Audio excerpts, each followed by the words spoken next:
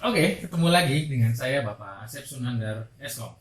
Di sini saya akan mengampu pelajaran AIJ untuk anak kelas 11 TKJ. Dalam pembahasan kali ini, kita akan membahas tentang routing. Routing itu apa? Routing adalah sebuah alat yang mengirimkan paket data melalui sebuah jaringan atau internet menuju tujuannya melalui sebuah proses yang dikenal sebagai routing. Proses routing terjadi pada lapisan ketiga. Itu ada dalam lapisan jaringan seperti internet protokol. Dari protokol tumpukan atau stack protokol, 7 lapis OSI. Pengenalan fungsi routing dasar. Saya akan membahas tentang kelebihan dari static route atau static routing. Yang pertama, itu adalah keamanan lebih terjamin. Yang kedua, lebih kebal terhadap spoofing dynamic packet routing protocols untuk pembajakan traffic. Itu adalah kelebihan dari static route. Saya ulangi lagi ya. Saya akan menjelaskan tentang routing. Routing adalah sebuah alat yang mengirimkan paket data melalui sebuah jaringan atau internet menuju tujuannya melalui sebuah proses yang dikenal sebagai routing. Itu adalah routing. Yang kelebihannya tadi pertama adalah keamanan lebih terjamin. Yang kedua, lebih kebal terhadap spoofing dynamic packet routing protocols untuk pembajakan traffic. Yang kedua, saya akan membahas tentang kekurangan static route. Kekurangannya adalah administrasinya akan menjadi sangat rumit apabila diterapkan dalam jaringan skala besar dengan banyak router di dalamnya. Bila terjadi perubahan topologi jaringan, harus merubah semua struktur yang ada. Itu kekurangannya. Lanjut, itu adalah routing. Sekarang saya akan membahas tentang routing yang berikutnya.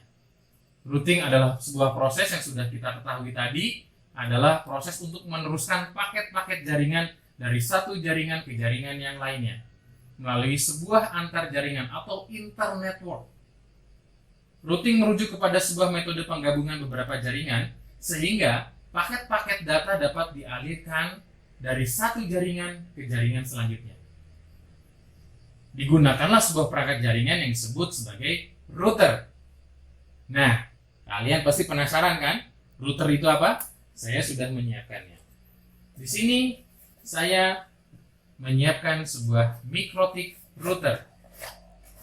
Di sini dilihat ada HAP. Berarti dia sudah bisa untuk akses point atau hotspot. Kita menggunakan mikrotik router board. Ini yang kecil. Dan kita juga punya yang besar. Seperti ini. Kita lihat di sini ada LAN-nya 10. Di mana dia bisa menjadi switch hub dan juga bisa menjadi router. Jadi begini. Konsepnya adalah papan penunjuk arah. Kalau kalian mengetahui, ada yang arah ke Jakarta, ada yang arah ke Semarang, ada yang arah ke Kalimantan. Itu memberikan pengetahuan ke arah mana kita akan menuju sesuatu dengan keperluan kita, yang bisa disebut dengan traffic. Selanjutnya, dari papan arah tersebut, itu bisa menunjukkan kemana arah atau data yang akan kita kirimkan, sesuai dengan keperluan kita. Analogi ini juga terjadi dalam jaringan. Internet itu sebuah jalan yang menghubungkan banyak tempat dan jutaan rute yang bisa dipilih. Perangkat jaringan yang ditugasi sebagai penunjuk arah ialah router, dan daftar arah disimpan dalam sebuah tabel yang disebut dengan routing table. Kalau misalnya kalian ketahui, di situ ada handphone kalian. Kalian bisa berkomunikasi dengan teman-teman kalian. Itu harus melalui proses routing. Seperti kalian ketahui, di dalam handphone itu sudah ada modem atau modulator. Di situ juga ada router. Saya analogikan seperti ini. Komputer A bergabung dengan jaringan 10.0.0.0 dengan IP 10.10.10.2. Jika ingin berhubungan dengan B, maka A akan memeriksa tabel routing yang berada di komputernya.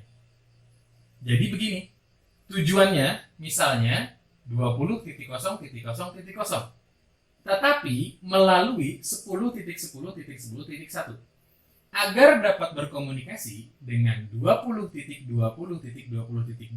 dari A ke B, maka A itu akan membutuhkan hardware address dari B. Kalau kita ketahui juga, kita memerlukan sebuah alamat untuk bisa berkomunikasi. Jadi, seperti itu bagaimana proses routing antara komputer 1 dan komputer B. Saya analogikan lagi. PC A mengirim ARP request ke alamat broadcast 255.255.255.255 untuk menanyakan MAC address-nya dari 20.20.20.2 hingga broadcast ke router 10.10.10.1 dan router akan mengecek tabel routingnya. Tabel routing router akan meneruskan broadcast ke range I 20.0.0.0 untuk mencari alamat hardware B dengan menanyakan siapa yang memiliki IP 20.20.20.2. Jadi istilahnya begini, ketika saya ingin mengirimkan suatu paket, saya harus mengetahui alamat tersebut. Alamatnya di mana? Alamatnya ada di 20.0.0.0. Saya harus mengetahui itu tersebut supaya paket yang saya kirimkan sesuai dengan apa yang dipesan. B menjawab dan memberikan MAC address yang dimilikinya kepada router dan router melanjutkannya ke A. Selanjutnya, A dan B dapat melakukan komunikasi melalui data hardware tersebut. Itu adalah konsepnya atau table routingnya. Selanjutnya, saya akan menjelaskan tentang jenis-jenis dari routing. Terdapat dua jenis routing, yaitu yang pertama statik, yang kedua adalah dinamik. Tadi saya sudah di awal, statik itu sulit sekali. Sulitnya apa? Karena dia harus merubah semua infrastruktur jaringan atau IP-nya. Jika dia menggunakan LAN, maka bisa digunakan statik. Tapi untuk WAN, ada baiknya kita menggunakan dinamik. Static routing itu adalah sebuah router yang memiliki tabel routing statik yang disetting secara manual oleh para administrator jaringan. Rute yang dipelajari oleh router ketika seorang administrator membentuk rute secara manual. Administrator harus memperbaharui atau mengupdate rute statik ini secara manual ketika terjadi perubahan topologi antara jaringan atau internet network. Yang kedua, dynamic routing. Sebuah router yang memiliki dan membuat tabel routing secara otomatis dengan mendengarkan lalu lintas jaringan dan juga dengan saling berhubungan antara router lainnya. Rute yang dipelajari oleh router setelah seorang administrator mengkonfigurasi sebuah protokol routing yang membantu menentukan rute. Sekali seorang administrator jaringan mengaktifkan rute dinamik, maka rute akan diketahui dan diupdate secara otomatis oleh sebuah proses routing ketika terjadi perubahan topologi jaringan yang diterima dari internet network. Itu adalah perbedaan antara statik dan dinamik. Masih belum jelas? Saya ulangi lagi. Yang pertama statik, dia harus merubah atau men-setting sebuah router yang disetting secara manual oleh para administrator jaringan. Jadi, static routing itu adalah sebuah router yang memiliki tabel routing statik yang disetting secara manual oleh para administrator jaringan. Yang kedua, dynamic routing itu adalah sebuah router yang memiliki dan membuat tabel routing secara otomatis dengan mendengarkan lalu lintas jaringan dan juga dengan saling berhubungan antara router lainnya. Itu ada statik dan dinamis. Selanjutnya ada tabel routing. Apa itu tabel routing? Tabel routing adalah sebuah tabel yang berisi tentang informasi dari mana sumber tujuan dan lewat mana sebuah paket akan dikirim. Tabel routing berisi informasi yang pertama, alamat network tujuan. Sudah jelas dong kalau itu. Yang kedua, interface router yang terdekat dengan network tujuan. Lalu metrik. Metrik itu apa sih? Metrik itu yaitu sebuah nilai yang menunjukkan jarak untuk mencapai network tujuan. Menggunakan teknik berdasarkan jumlah lompatan atau hop count. Jika jaringan tujuan terhubung langsung atau directly connected di router, router langsung mengetahui port yang harus digunakan untuk meneruskan paket. Jika jaringan tujuan tidak terhubung langsung dengan router, router harus mempelajari rute terbaik mana yang akan digunakan untuk meneruskan paket. Informasi ini dapat dipelajari dengan cara manual. Oleh siapa? Oleh network administrator. Pengumpulan informasi melalui proses dinamis dalam jaringan. Oke, lanjut lagi ke dynamic routing. Tadi kita udah membahas statik, udah membahas dinamik. Saya akan menambahkan lagi tentang dynamic routing. Ada apa aja sih yang di dalam dynamic routing itu? Kita akan bahas. Dynamic routing digunakan untuk menangani kelemahan static routing yang tidak dapat mencari jalur alternatif ketika jalur pengiriman putus, sehingga data tidak dapat terkirim. Secara umum, dynamic routing dibagi menjadi dua kategori, yaitu yang pertama, distance factor. Yang kedua, link state. Apa sih distance factor itu? Distance factor adalah sebuah routing berdasarkan arah dan jarak dalam penetapan jalur terbaik atau the best path. Hanya melibatkan jumlah hop atau hop count. Routing ini tidak dapat menganalisis bandwidth. Distance factor mendapatkan informasi dari router yang terhubung langsung dengan jaringan router tersebut. Berdasarkan informasi tersebut, kemudian akan mengolah tabel routing. Yang tergolong distance factor adalah RIP versi 1, RIP versi 2, dan IGRP. IGRP apa sih? Interior Gateway Routing Protocol. Terus cara kerjanya bagaimana? Cara kerja distance factor, sebuah router awalnya hanya memiliki informasi tentang jaringan yang terhubung secara langsung dengannya. Kemudian, router yang lain akan saling mengirimkan data jaringan yang ia punya. Setiap router akan melakukan pengecekan terhadap data-data yang didapat dan dibandingkan dengan tabel routing masing-masing. Jika belum ada, maka akan dimasukkan. Jika sudah, dibandingkan jumlah hopnya. Oke? Itu yang dinamik. Sekarang masuk ke link state. Link state adalah sebuah proses routing yang membangun topologi database-nya sendiri. Karena dia lebih modern dari distance factor. Tadi kita sudah membahas tentang distance factor, sekarang kita membahas tentang link state. Apa ya? Kita ulangi lagi. Link state adalah proses routing yang membangun topologi database-nya sendiri. Karena dia lebih modern dari distance factor.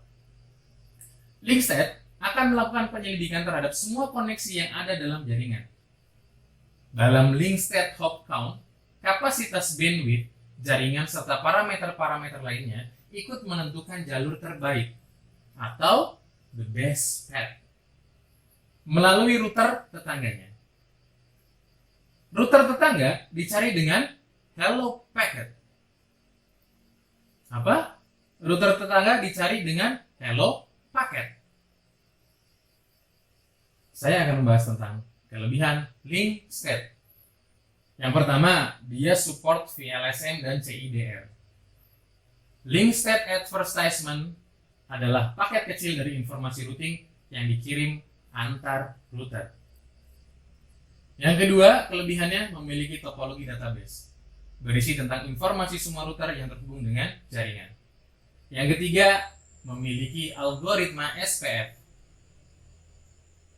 yang terbentuk percabangan untuk penentuan jalur terbaik. Lebih cepat dalam penyatuan jaringan jika dibandingkan dengan desain vektor. Itu adalah cara kerja link state. Router akan mengirimkan hello paket secara periodik. Tercipta LSA link state algorithm. Jadi, setiap router akan mempelajari sebuah router tetangganya dari database LSA. Setelah LSA terupdate, maka SPF algoritma akan mempelajari dan menghitung jumlah metrik yang dibutuhkan untuk mencapai tujuan. Informasi ini yang akan digunakan untuk mengupdate routing table. Routing table akan berubah jika ada router yang mati. Karena link state menggunakan triggered update, maka tidak perlu menunggu selama waktu tertentu untuk mengupdate tabel routing. Jadi, ketika jaringan mengalami perubahan, link state akan langsung mengupdate tabel routingnya. Setiap routing akan menghitung jarak terpendek router yang lain dengan shortest path first atau SPF dan membentuk tree atau pohon atau akar. Dia akan mencari atau menentukan jalur yang terbaik yang mana untuk mencapai router yang sama. Setiap router mempunyai tree yang berbeda. Yang tergolong link state adalah OSPF atau Open Shortest Path First. Itu adalah sebagian dari OSPF. Oke, begitu yang bisa saya jelaskan untuk pertemuan kali ini tentang routing dan teman-temannya ada di. Terima kasih atas perhatiannya. Stay healthy, stay safe, stay at home, dan stay study. Assalamualaikum warahmatullahi wabarakatuh.